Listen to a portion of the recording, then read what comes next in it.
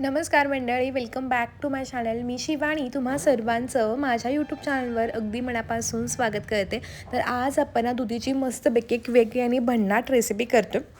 बऱ्याच जणांना दुधी आवडत आहे, त्यांना तुम्ही नक्कीही देऊ शकता. तर इथं बघा, मी हा दुधी भोपळा घेतला, हा मधून कट करून घेतला. आता मला अर्धा दुधी भोपळा हवा होता, तर अर्धा दुधी भोपळा आपण थोडासा फॉईल पेपर लावायचा आणि असाच फ्रीजमध्ये ठेवायचा. जेव्हा हवा तो आपण तो नक्कीच घेऊ शकतो.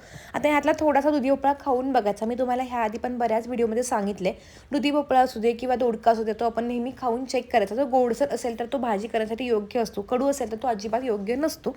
तर इथं बघा, एक मोठी अशी खिसणी घेतली. आता इथं खिसणी त्यांना थोडी मोठी खिसणी घ्यायची. बारीक खिसणी असेल ना तर ती रेसिपी अजिबात छान होत नाही. दुधी भोपळा बघा, हा साली सकट मी चांगलासा खिसून घेते. माझ्या घरी असं होतं की बऱ्याच जणांना दुधी भोपळ्याची भाजी आवडत नाही. मग आम्ही बऱ्याचदा हलवा वगैरे करतो किंवा पराठे करतो, धिरडे करतो. पण काहीतरी वेगळं आणि छान पण भन्नाट बनवावं असं म्हणून मी आज ही भाजी ट्राय केली. तर माझ्या साईडच्या काकींनी मला ही रेसिपी सांगितली होती आणि मला ती प्रचंड आवडली, म्हणून मी ती ट्राय करून बघितले. तर खीस बघा, असा सगळा मोठा मोठा तयार करून झाला. साधारणपणे हा 1.5 ते पावणे 2 कप इतका खीस होता. जर यातल्या बिया थोड्याशा मोठ्या असतील, निबार असतील, तर त्या साईडला काढून घ्यायच्या आणि कोवळ्या असतील तर तुम्ही अशाच ठेवू शकता. तर संपूर्ण खीस बघा मी अशा पद्धतीने खिसून घेतला आणि एखाद्या वाटीनं हा संपूर्ण खीस जो आहे तो मोजून घ्यायचा. आजची ही रेसिपी आपण 3 ते 4 लोकांसाठी आरामात किंवा पोटभरीची करू शकतो. खीस आता आपण साईडला ठेवून लगेचच आपण रेसिपी बनवूयात. तर त्यासाठी गॅसवरती बघा एक मी पॅन ठेवला. पॅनमध्ये ना 2 ते 3 मोठे चमचे तेल घालायचं. तर ह्या रेसिपीला तेल थोडं जास्त लागतं. तेल चांगलं कडकडीत गरम झालं की त्यामध्ये 1 चमचा जिरे आणि 1 चमचा मोहरी घालायचे. जिरे मोहरी चांगले परतले गेले की आलं लसूण ठेचून घेतला घातला, थोडासा हिंग घातला आणि त्यानंतर कढीपत्त्याची काही पानं थोडीशी बारीक चिरून घातली. आता ही सगळी ना फोडणी मस्तपैकी तेलावरती 1-2 मिनटं परतवून घ्यायची. तेलामध्ये जेव्हा आलं लसूण जातं ना तेव्हा त्याचा फ्लेवर ना खूप मस्त येतो. आता गॅस थोडा मध्यम करायचा आणि आपण जो खिसून घेतला दुधी ना तो सगळा बघा तेलावरती चांगला परतवून घ्यायचा. आजची जी रेसिपी आपण जी दाखवतो तर ती आपण चपाती, भाकरी किंवा आपण प्रवासमध्ये पण नक्की नेऊ शकतो. तर तुम्ही नक्की एकदा ही रेसिपी करून बघा. आता तेलावरती जेव्हा दुधी भोपळा चांगला परततो ना तेव्हा दुधी भोपळा पटकन शिजतो आणि याची चव पण आणखीन जास्त छान लागते.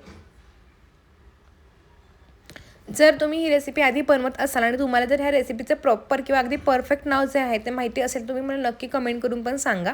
आता झाकण ठेवून 2 ते 3 मिनटं बघा मी चांगली अशी वाफण काढून घेतली. साधारणपणे एक 30 ते 40% हा दुधी भोपळा जो होता तेलावरती चांगला परतला गेला आणि त्यामुळे चांगली अशी वाफण आलेली आहे. दुधी भोपळा खिसून घेतल्यामुळे कुणालाच कळत नाही की ह्यामध्ये दुधी वापरलं, त्यामुळे ही भाजी ना सगळे अगदी आवडीनं खाऊ शकतात. हे सगळं आता बघा चांगलं परतलं. साधारणपणे 30 ते 40% दुधी भोपळा चांगला शिजला गेला आहे.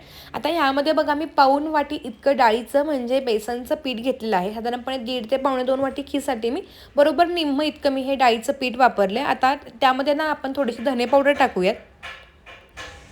धने पावडरमुळे ना फ्लेवर आहे ना ती खूप छान मस्त येतो आणि भाजीला चांगला रंग यावा म्हणून ह्यामध्ये मी पाव चमचा इतकी हळद पूड टाकते. त्यामुळं काय होतं, भाजीला मस्त असा रंग येतो. 1 ते 2 चमचे मी कांदा लसूण चटणी, 1 चमचा काळा मसाला किंवा मग इथं तुम्ही गोडा मसाला पण वापरू शकता किंवा गरम मसाला पण तुम्ही ह्याऐवजी वापरू शकता. जो मसाला असेल तुम्ही तो ह्यामध्ये नक्कीच वापरू शकता.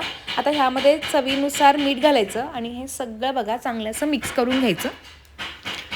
आता गॅस अगदी बारीक करायचा, कारण बेसन जे पीठ असतं ते थोडं चांगलं भाजलं गेलं पाहिजे. कारण बेसनाचा कच्चेपणा अजिबात आपल्याला ह्या रेसिपीला लावू द्यायचा नाही आहे.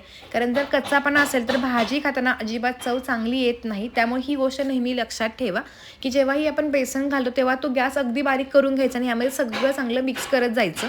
आता बेसन पिठाचा कच्चेपणा जायला आपल्याला 5 ते 6 मिनटं तर आरामात लागतात.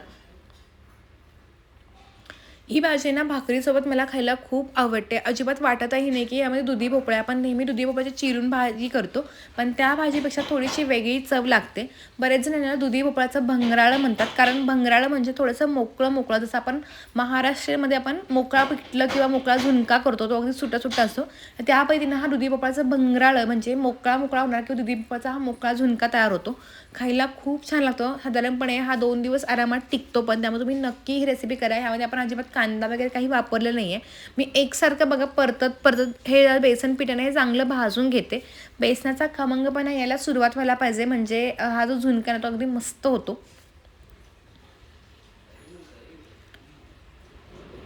तुम्हाला जर माझ्या रेसिपीज आवडत असेल तर तुम्ही माझे व्हिडिओ कोणत्या गावातून किंवा कोणत्या शहरातून पाहता हे पण मला कमेंट करून सांगायला विसरू नका. आणि माझा व्हिडिओ आवडला असेल तर आजच्या व्हिडिओला नक्की लाईक करा. तर छान असं बघा हे बेसन सगळं मी चांगलं परतवून घेतलेलं आहे. फक्त लक्षात ठेवा बेसनाची जी क्वांटिटी थोडी जास्त होऊ देऊ नका, तर मग पूर्ण दुधी भोपळ्याची चव पूर्ण लुप्त होते. आता ह्यामध्ये आपण अर्ध्या लिंबाचा रस घालतो. ह्यामुळं काय होतं, थोडी चटपटीत अशी चव येते आणि पूर्ण रेसिपीची चव ना ह्यानंच खूप मस्त लागते. त्यामुळे लिंबू रस नक्की तुम्ही ह्याच्यामध्ये घाला. लिंबाचा रस घातला की गॅस बंद करून घ्यायचा, म्हणजे भाजी अजिबात कडवट होत नाही. तर माझ्या जे मी तुम्हाला मगाशी सांगितलं की माझ्या साईडच्या काकी हे नेहमी दुधी भोपळ्याचं भंगराळं करायचं आणि त्या म्हणायचे की आज आम्ही भंगराळं केलं आहे, भंगराळं केलं आहे. नाव ऐकताना थोडे युनिक वाटायचं, तर त्या थोड्याशा विदर्भ किंवा मराठवाड्यामध्ये ही रेसिपी केली जाते. त्यांनी मला ही रेसिपी एकदा दोनदा करून दिली होती, मग त्यांच्याकडून मी शिकून घेतली आणि मग मी केली. आणि माझ्या घरी ज्यांना दुधी भोपळा आवडतं त्यांना देखील नक्की आवडली. आता बेसन पीठ असल्यामुळे थोडंसं पीठ खाली चिकटतं, त्यामुळे आपण सुरुवातीला थोडं जास्त तेल घातलं होतं. आता पीठ बघा अगदी छानपैकी कोरडं पण झाले आणि मस्तपैकी हे दुधीचं भंगराळं तयार झाले. तर रेसिपी कशी वाटली ते नक्की कळवा. धन्यवाद.